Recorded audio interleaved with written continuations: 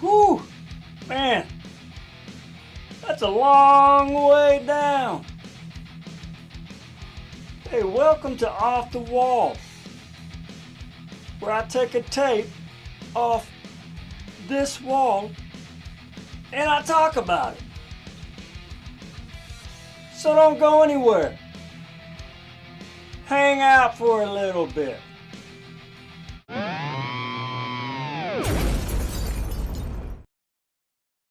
Hey everybody, Sean here with Some Dude in Texas, and welcome back. If you're new to the channel, hey, thanks for stopping by. All right, this episode, man, it's a classic. To me it is. It's a classic death metal tape, right? Some of y'all may not be familiar with them. They are a Christian band. Well, this is probably one of the first death metal albums I ever listened to. But it's a self-titled, their first album, Mortification. Some killer artwork on there. Kind of zoom in a little bit. But a little history. They're a three-piece band. And originally, Steve Rowe, the bass player who also did vocals, he was in a band called Light Force. And I've actually got that tape back here as well. They were more kind of, I don't know, maybe a little Iron Maiden-ish. But they're out of Australia. But on this tape, like I said, it's kind of the classic lineup. Steve Rowe on bass and vocals with Michael Carlisle on guitar, and then Jason Sherlock on drums.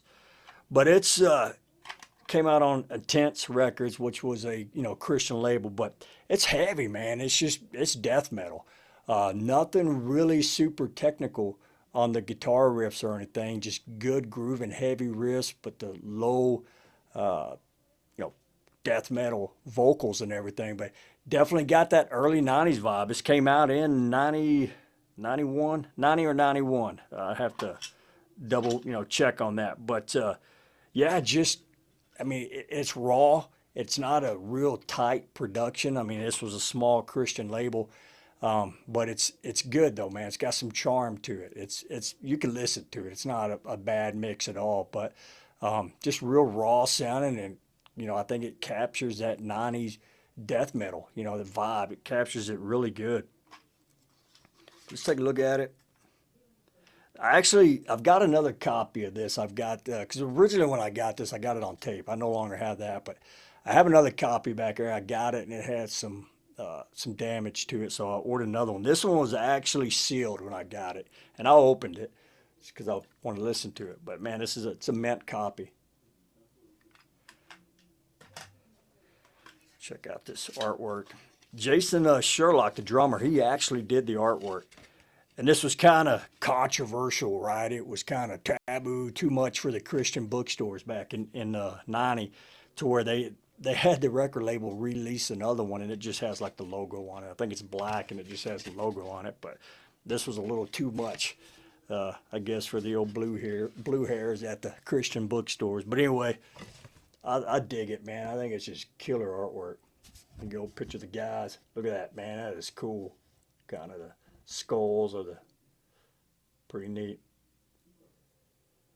Like I said, great album. Kind of raw, but definitely got some cool songs on it. The drumming, Jason Sherlock. I mean, they kind of caught a little bit of slack. His drumming wasn't real intricate, back then. But as the years went on, he did 3 albums with them. But as the years went on, he hooked up. I think after this album, he hooked up with Ted Kirkpatrick. I don't know if some of y'all may know him from Tourniquet, right? That dude was a killer drummer, man.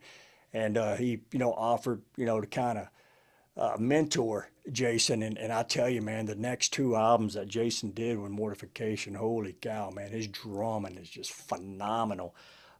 He's actually in a band now called Repulsed. I think that's how you say it. And I just checked them out, before I did this video because, wasn't, familiar with it. But just that old school, brutal, death metal, man. And his drumming on there is just freaking killer, man.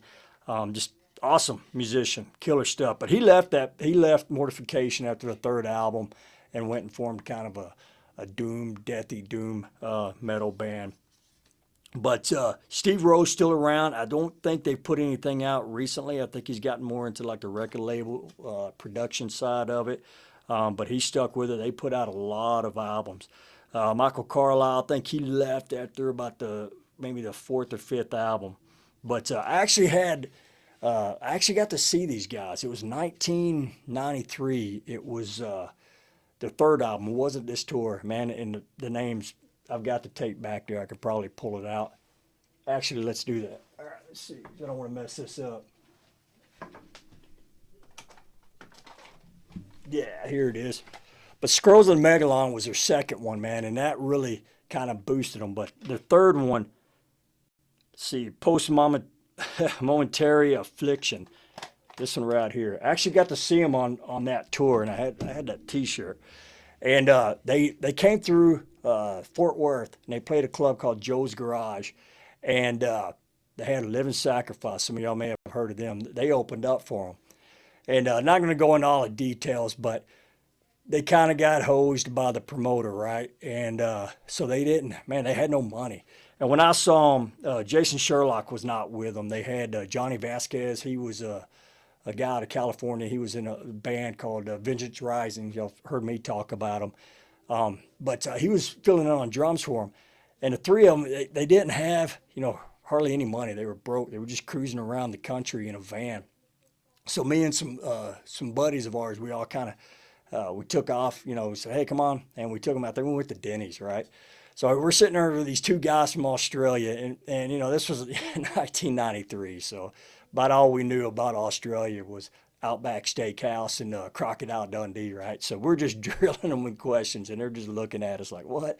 But anyway, man, they had, we got them some food, and it was Denny's of all places, but it was fun, man. We hung out after the concert and talked, and they ended up going and crashing at a buddy of ours' house. But just really down to earth guys, man. Real humble, really cool, and it was just neat, because they were kind of the transcenders. They were like one of the original death metal bands in that Christian genre. You had Vengeance that was kind of flirting around with it a little bit, but Mortification just came out and they were just full blown. Same thing with Believer as well.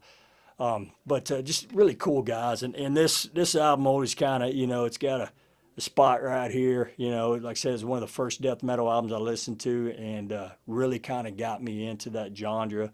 And it was just it's cool. I think it holds up. Like I said, it's a little raw, but it definitely holds up. If you haven't heard it, man, definitely check it out. But that's self-titled, first album from Mortification. All right, well, that wraps up this episode of Off the Wall, and I appreciate y'all, stopping by, checking out my little channel, and thanks for watching. And until next time, y'all take care.